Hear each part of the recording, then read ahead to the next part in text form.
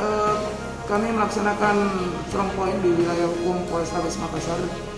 Kami menerima informasi dari masyarakat bahwa di Jalan Urip Sumarjo terjadi tawuran. Jadi tawuran antara pemuda Jalan Macini dengan pemuda daerah Jalan Kamajene. Jadi pada saat itu kami langsung melakukan penindakan dan mengamankan belasan pemuda yang terlibat tawuran. Ini perang kelompok sudah berapa kali, Bang?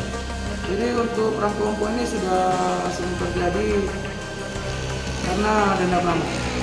Terus para pelaku ini dibawa kemana? Jadi para pelaku ini kami serahkan di Polseta Bontoala untuk di